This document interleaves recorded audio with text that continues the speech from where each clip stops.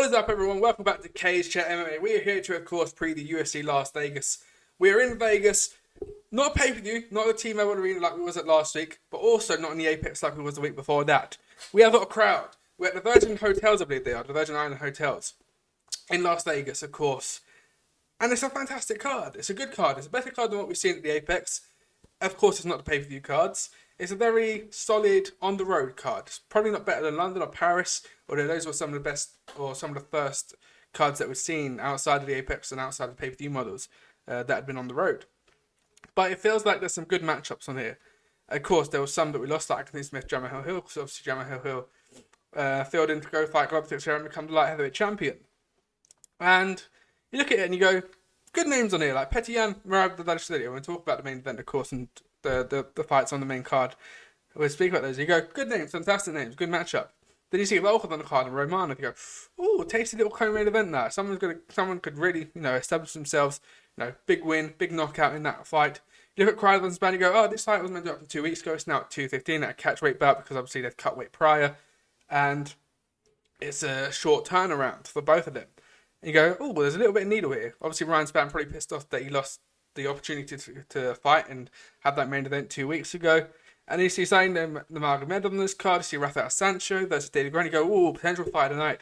So you eventually go down this card and it gets those fighter feelings going that you want on second night. Of course, it's on at a good time in the UK and in Europe. It's not a 3 a.m. It's a midnight, if not 11 o'clock, 10 o'clock start for the main card, which is fantastic for us, especially with the level of talent on the card. And you've got JJ Aldrich, Aaron Lipsky.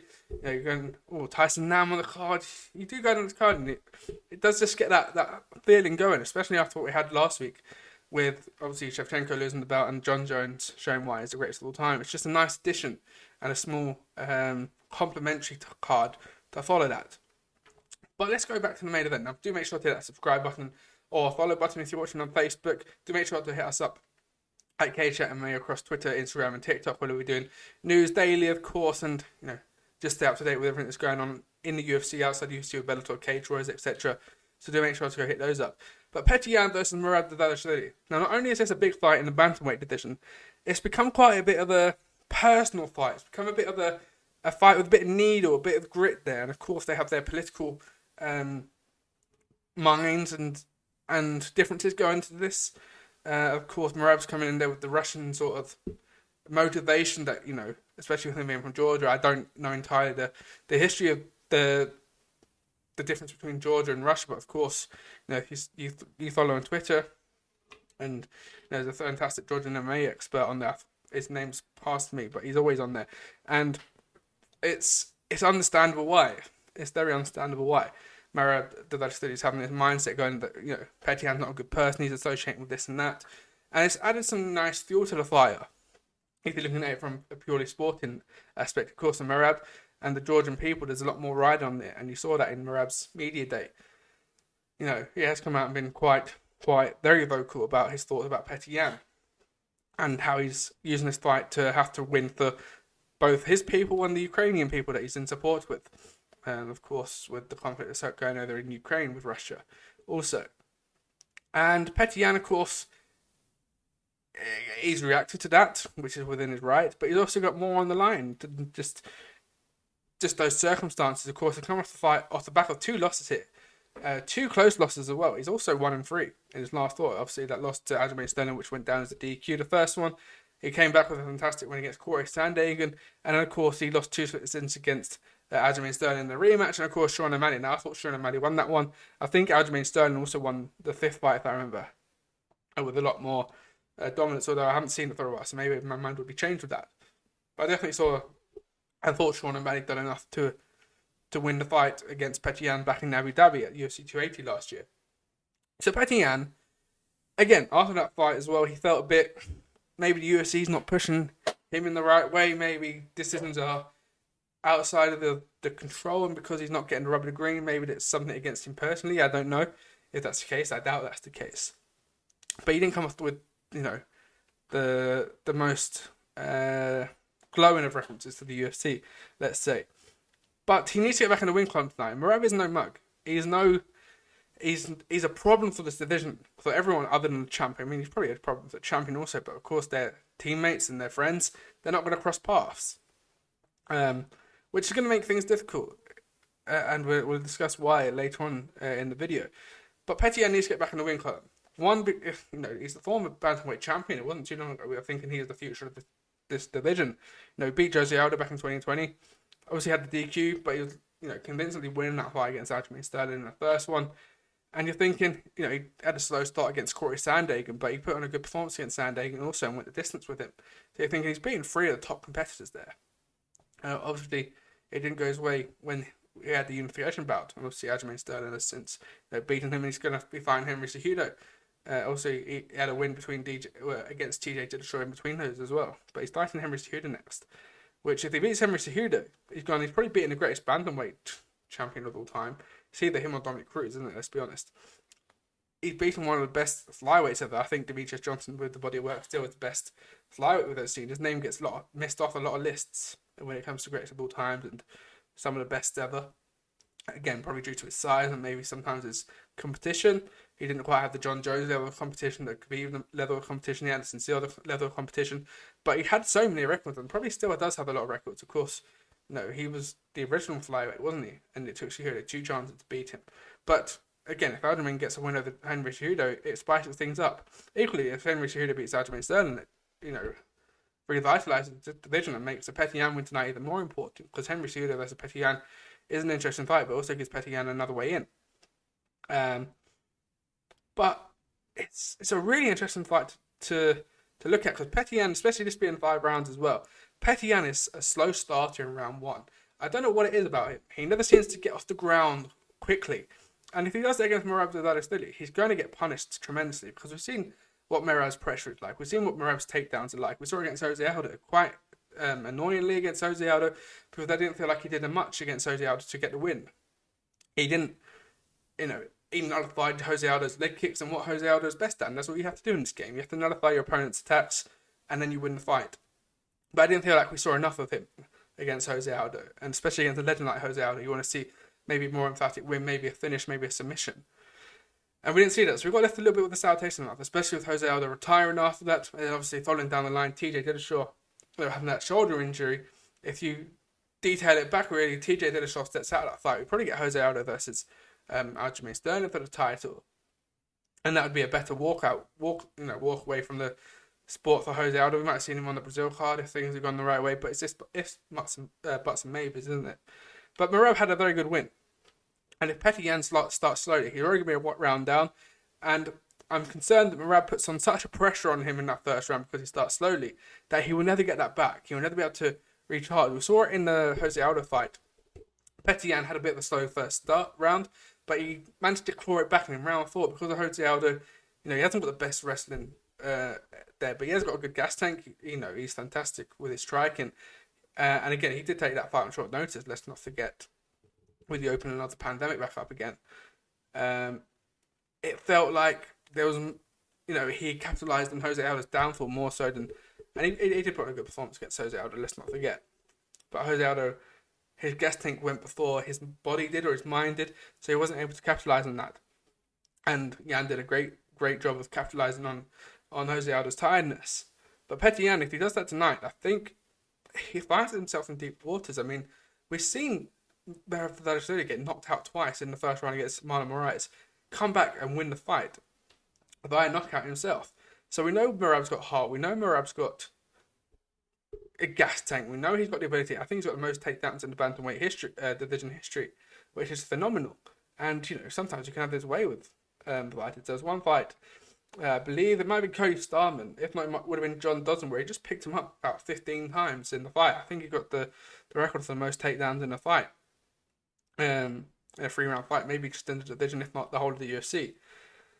But of course, he then took on Marlon Moraes, then he took on Jose Aldo. Now, the Marlon Moraes fight was bonkers, and we all remember that, don't we? We saw Marlon Moraes, who was on a bit of a sticky patch, put him down twice, and you think, referee, stop it in there. We see Merab up against the fence, slumped up against the fence, and the fight's done. But somehow he pulled it out of the fire, came back and got the win in the second round, after Marlon Moraes had emptied everything out he could in the first. And that was no thought of Marlon Moraes. I think we'd all do the same thing if we saw how that fight played out. But something tells me Merab has a very good first round, and Petr might not be able to come back from it, and we might see a third round finish from Merab.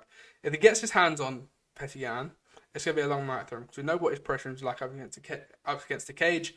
It's very difficult to get away from him. If he can get the takedowns and lay on him and do a bit more damage than he did against Jose Aldo, he's going to get the win, because he's just going to exhaust Petr. And Petr, again, if he has a slow start and he can keep that distance in the first round and just pop a couple of jabs, pop a couple of low kicks, maybe attempt his own takedown. I don't think that would be in his game plan, but just have Merab guessing and unable to read what Petr doing in that first round.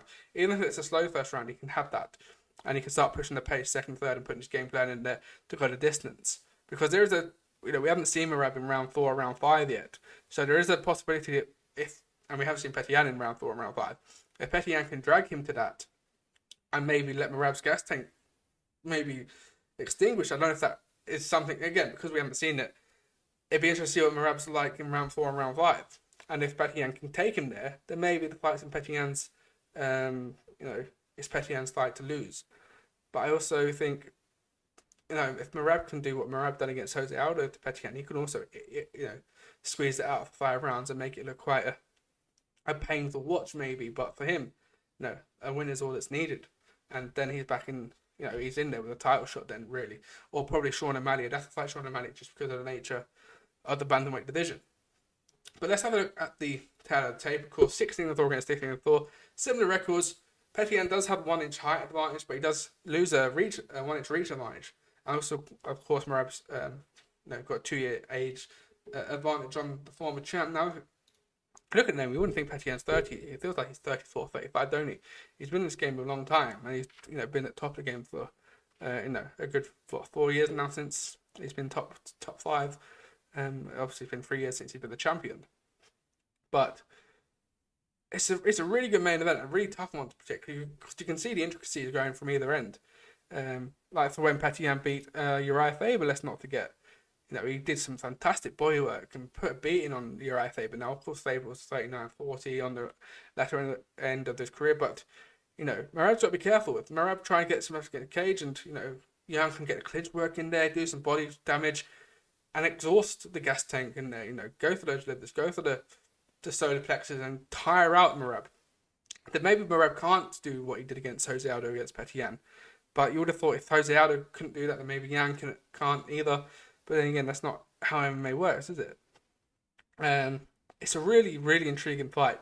And it's almost one that you wish was on the pay-per-view last week with 3 rounds, but I'm glad we've got 5 rounds and it's a main event because both of them deserve it.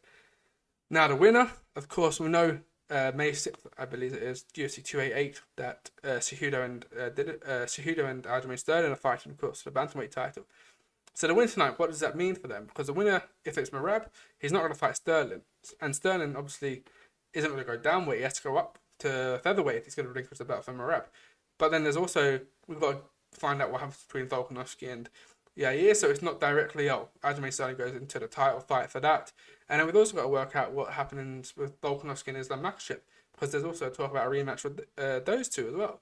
So it's not like Sterling has a clear path to the featherweight title, because he's 2 fights potentially away from, being able to compete for that title. So it might be that he relinquishes the belt, and it would be sad to see him relinquish the belt without challenging for the featherweight belt first, because he deserves that, and he deserves to not have to go through the competitors like an Arnold Allen, like a Max Holloway. Not saying that they're not capable or not worthy of that fight, but it feels like because he's the champion, he should almost get the first pick to fight the champion and go for that champ status.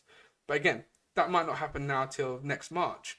And I don't know if Sterling wants to wait out that long if he beats Cejudo. Similar for Cejudo, who has been saying and calling out Volkanovski, he wants that triple champ lifestyle. Even him, he has the same questions. But obviously for him, he hasn't fought the competitors that Aljamain Sterling has fought. So the division can almost refresh. And he can fight Petr, and he can fight Sean O'Malley, he can fight Corey Sandhagen. And then wait for Volkanovski and pick that up in 2024. But yeah, there's a lot of moving cogs that happen. Of course, Merab has spoken about going down to 125, but we haven't seen that entirely work. We saw both Cody Garbrandt and TJ Dillashaw go down and try and not be successful doing it. There's a lot to take out, especially in those smaller divisions as well, because you're taking it might only be £10, but it's a 15-20% of your body weight. Whereas, if you take 10-20 pounds at heavyweight, it's only 5 to 10%. You're not losing 10 to 20% of your body. But yeah, it'd be interesting if Merab wins tonight. What happens? Because again, he's not going to turn on Aljamain Sterling. I know that would be for us very interesting and intriguing to watch, and very WWE, wouldn't it? For him to almost turn his back on his teammate. But it's not going to happen. So does he call out Brandon Moreno, who does need fresh meat, although he's got Pantoja waiting in the wings? It's going to be very interesting. I do think Merab gets the win tonight. And I think he does it within 3 rounds. I think he exhausts Petr out in that first round, as I said prior, and gets a stoppage in the 3rd round. But let us know your thoughts down in the comments down below. Are you thinking Petr? Are you thinking Merab? What is the sort of state of this division? Do you think Henry Cejudo picks the belt back up and revitalises this division? Or do you think Aljamain Sterling picks up another fantastic win against a former champion and then rides off into the sunset that is a featherweight division? For Merab to go then fight for the title against Sean O'Malley perhaps when it's vacant. There's a lot of moving costs. And of course you've got Marlon Vera in here. And we will look at the division as a whole. You've got Marlon Vera, who's obviously fighting Sandhagen, I believe, in a couple of weeks. That fight was supposed to happen a couple of weeks ago, wasn't it? In the Apex, but they've moved it over. So yeah, there's big fights that are happening in this division. It's one of my favourite divisions. You still got Dominic Cruz, you got Rob Font there. You got Song Yadong in there, Pedro Munoz, Ricky Simone in the top 10. So it's a really vibrant division, and I love this Bantamweight division. If you're going to do a Grand Prix, I know Bellator just had their lightweight Grand Prix kickoff last night. So if you're going to do a Grand Prix in any division, I'd think you'd choose this one first, just because of the close skilled gap of this division. I love it. You could put an Aljamain Sterling against a Sandhagen. I know it happened in the Apex, and obviously Aljamain Sterling make quick work of it. But I'd like to see that run back. Dominic Cruz maybe a bit old in the tooth, but you put him in there against Petr and Dvalishvili. What I expect probably both of them to be not heavy favourites, but favourites are somewhat in that division. It's just a fantastic division to watch. And anytime you see bantamweights in the card, you get a little bit of happiness, don't you, after it, because you're in for a good night. But yes, that's the main event sorted. Alexandr Volkov versus Alexander Romanov. Of course, both of these two fantastic in the heavyweight division. Obviously, Volkov, the former Bellator heavyweight champion, he's come into a bit of form maybe now. Obviously, this is his 46th professional bout, which is outrageous for a 34-year-old. But he's obviously on a win-loss sort of run at the moment.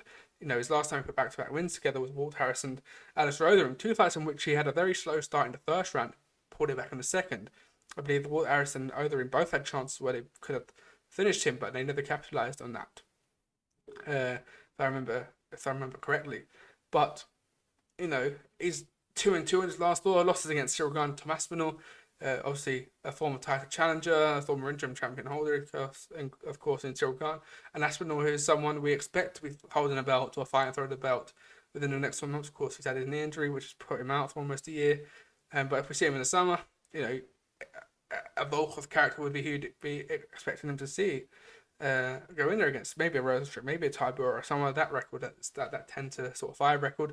Or you could easily also see Tom Aspinall in there against a title with Essa or Cyril Gane. Obviously, his last out was against Curtis Blades, and that didn't go to plan because he blew his knee out in the fight within the first 20 seconds.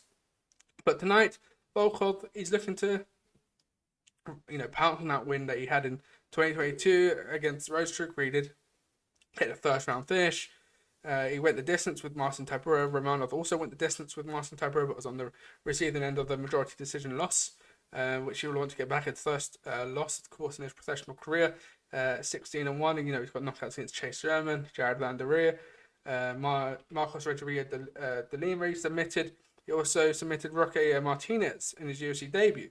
So again, he's been through the ringer. He's gone up and honed his craft. He's coming up now against a former Bellator champion, and the win tonight for him, propels him into that top 10. It makes him someone you look at and go, 2023. We saw Taito Vasa do it. We saw Sergey Pavlovich do it. We've seen Tom Aspinall rise quickly up for this rankings. If you get the right sort of fights, and I put Volkov in there with the Derek Lewises, maybe the Rosenstrucks in there, where they win one, lose one. You get him on a bad day, you can get a good finish over there. You get him on a good day, you're in for a tough night in the office, which I think Romanov might be tonight. But we don't know. But to look at the tape, 35-10 against 16-1. The masses of experience that Alexandr Volkov has is incredible. He's been in the UFC for so long now. He made his debut back in 2016, so he's coming into his 7th year. Wins over the Doom, Stefan Struve, Roy Nelson, Tim Johnson. Obviously, he's been in there with Derek Lewis, Curtis Blades, Gohan Aspinall. So he's lost. The 4 losses he had are 2 former title challenges and 2 prospects who we expect him to fight for the title within the next 12 months. That's what Alexandr Volkov's record is at in the UFC. Of course, he does have quite a big advantage in the weight. Obviously, Romanov 8 pounds heavier. How's that going to deal with? How's that going to perform tonight? Is Volkov going to be able to use that extra 10 pounds that he hasn't had to cut to be a little bit more snappier? We know he's a fantastic kickboxer. Can he kick that range? I'm expecting a lot of body kicks to that quite fleshy gut of Romanov. A lot of butt kicks to legs to stop him from being able to use that power and sort of explode forward.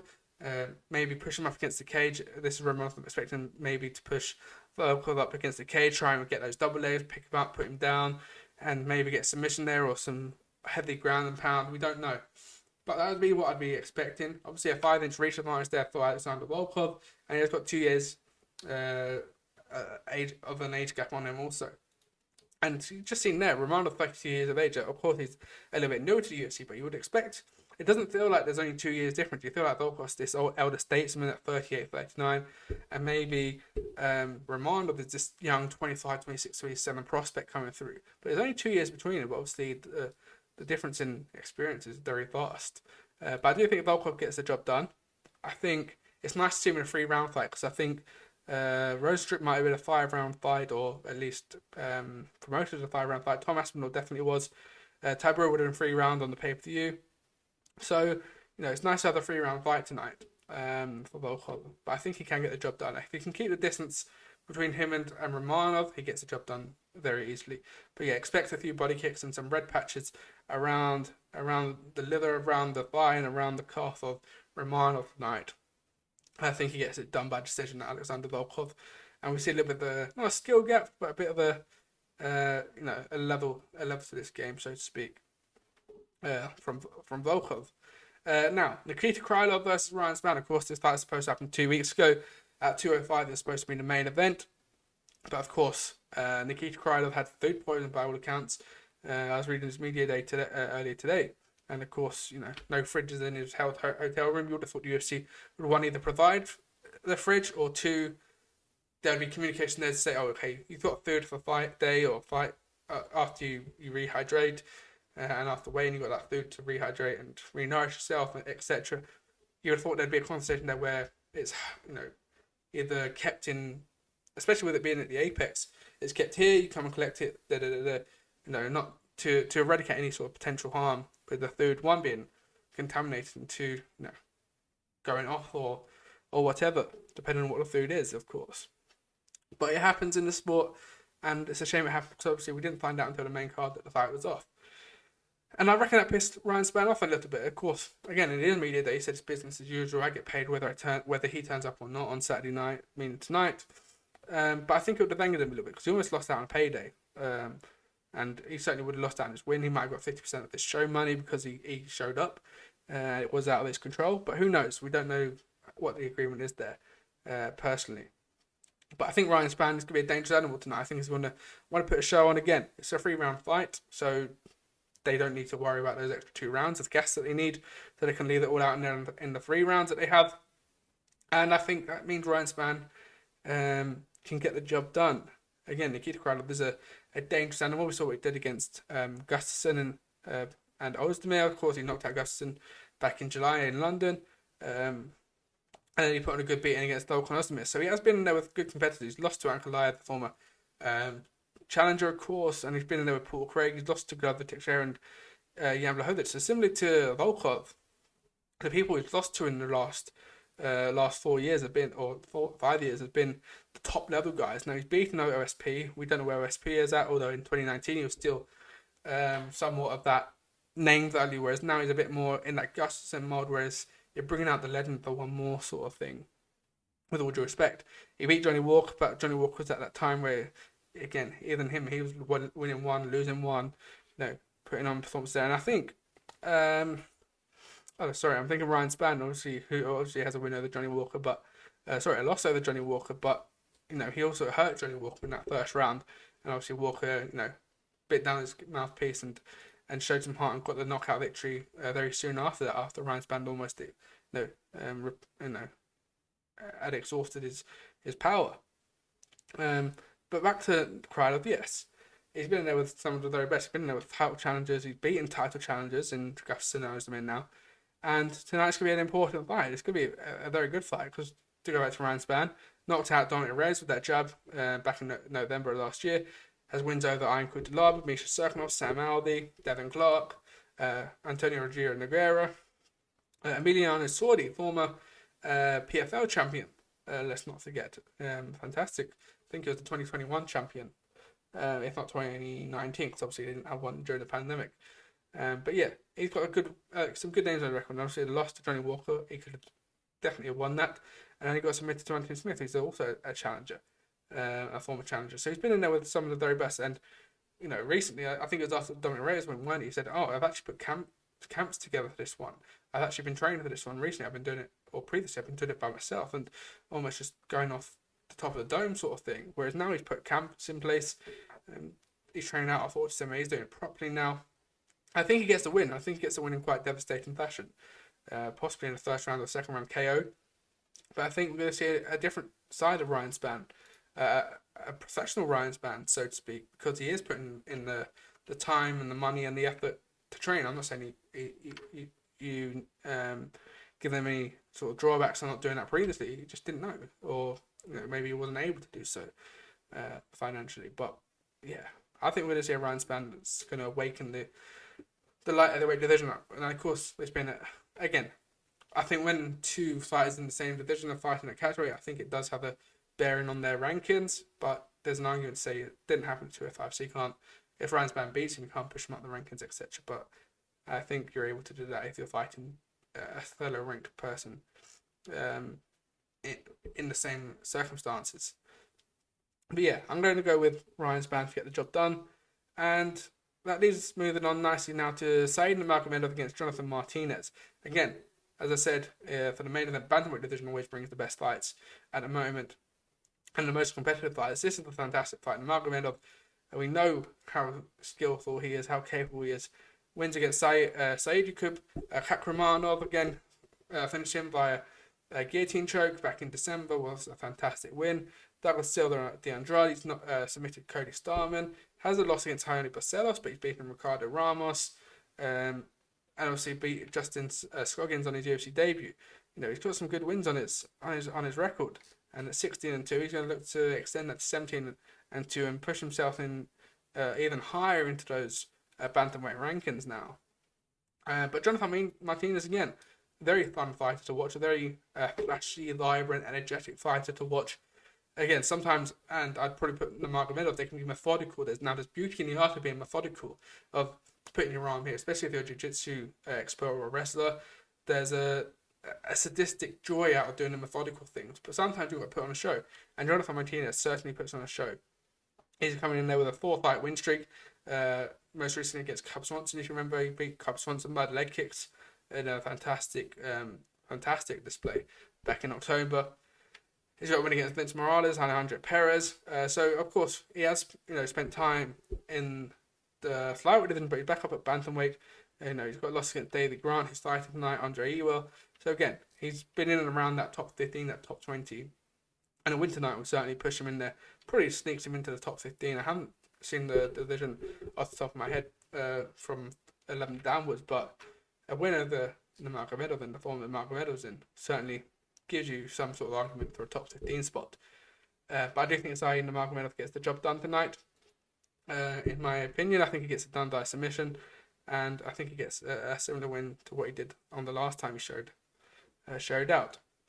Now, we've also got Mario Batista and Guido Canetti on the main card. We've also got Vitor Pecina versus Anton Tucard, Lukasz Brzeski versus Carl Williams, Rafael Sancho versus David Grant. Now, for the UK fans, this is a fantastic fight. David Grant against Sancho, former title challenger, if not number one competitor. Obviously, he lost to Cody Garbrandt. He's fought Marlon Moraes. Of course, Let's see, we've got Rafael Sancho here, 27-9. He's been in there with everyone, hasn't he? Remember the horrible right hook that Cody Garbrandt left on his chin. Lost to Ricky Simone, lost to Corey Sandhagen. He's got winner of the Rob Font. He's 1-1 actually with Marlon Moraes. He has got a winner of the champ as well, Aljamain Sterling. Lost to TJ. So again, he's someone who's been up there, so close to the top of the mountain, but not quite been able to get the job done when it's been needed. But again, beaten Pedro Munoz, got a winner of the TJ Dillashaw back in the day also. So no, he has been up there with the very best. But Davey Grant, this is a good fight for him. This is a good, good name to have on the record. He's coming up with a win against Lewis Smolka. He has lost to Adrian Yanez a bit by split decision, lost to Marlon Vera. Has got a winner of the Jonathan Martinez that we mentioned prior, Martin Day, Grigory Popov. He's a fantastic fighter to win. Also got a win back in the day against Marlon Vera back in 2016. So he's been in and around that top 20, top 25 for a while. But a win tonight against Sancho, propels him up to that top 20. I wouldn't say quite puts him in the rankings, because obviously Sanchez not been in the rankings, and Sanchez, not showing the best performance of himself. He was on a 4-fight loss skid that, saw him drop down the rankings not so long ago. But again, the Daily Grant, we know he bites down his mouthpiece. We know he can go 15 minutes of pain and blood and guts. He can break his nose. He can do this and that, and he won't stop and won't back down. But we know Rafael Sancho, if you hit the right spot, Rafael Sancho will go down, and David Grant has the ability to weather the storm and come out there with a right hook, with a left hook. We've seen I think it's the left hook to the body, isn't it? Left hook, right hook to the body, or left hook to the body, right hook to the jaw. If he can land that tonight, and he's done it in a couple of fights previously. If he can do that tonight, he comes away in the win column with the biggest win of his career, and I think he does get the job done. I have to back the Brit, don't I? There you go. Cedric Dumas versus Josh Friend. Tony Gravely versus Victor Henry. Also in the Bantamweight division, another one to look out for. JJ Aldrich against Aaron Lipski. Now, Lipski came into the UFC, former KSW flyweight champion, I believe, or strawweight champion. The Queen of Violence. She's coming in there with a lot of push behind her, and she never really got off the mark. Obviously, she got given Joanne Wood for her debut, which wasn't. Joanne Wood's a fantastic competitor. I know herself having some problems getting victories, etc. But at the time, Joanne Wood was building towards a title contention. Lost to Molly McCann, lost to Antina Shevchenko, Montana De La Rosa, and Priscilla Cachoeira. Finished her in round 1 back in August. So she hasn't been in. She's been given some rough rides in the UFC, and she needs to get a win tonight against JJ Aldrich. She's 11-5 to really cement her place in the UFC, because a loss tonight could definitely get her pushed out and get her contract terminated. Obviously, JJ Aldrich's last fight was against Erin Blanchfield back in June. Now we've seen what Blanchfield has done. So it's a loss in her career that's probably aged pretty well. Obviously, Blanchfield probably a win away, if not next in line for the title. Obviously, we've got to see what happens between the rematch between Shevchenko and Grasso, but Blanchfield's right there. Probably has to fight Tyler Santos and Manon Ferro. She's also got wins over Gillian Robertson and Vanessa Demopoulos. Courtney Casey also has a split decision against her. Beating Polyana Viana. So it's a very good fight. And a win tonight is needed for Aaron Lipsy, because again, if she loses tonight, I think it might be curtains drawn for her UFC career for the time being. Tyson Nam against Bruno Silva in the flyweight division, and Carlton Harris and Jared Gooden do open up the card. So yes, it feels like a very good on the road card, doesn't it? It feels like this could be in Prague or a Germany or Denmark, somewhere like that. It feels like it could be in one of those nations. We've seen Prague, but we had Blachowicz, Santos, maybe a Moscow or St. Petersburg. It feels like that's where it should be, shouldn't it? UFC Warsaw maybe. But yeah, I'm enjoying the card, and it feels like a very. Was this the card that was supposed to be in South Korea, perhaps? It feels no, that was a couple of weeks ago, wasn't it? Because there was an international card that moved to the States, didn't it? And kept to the US timing. Kept to South Korean timing. And I know the American fans weren't happy with that. But yeah, I'm going to leave it there, guys. Do make sure to hit that subscribe button. Make sure to follow us at CageChat MMA across social media, Twitter, TikTok, Instagram, and Facebook. And I'll see you guys on the next one.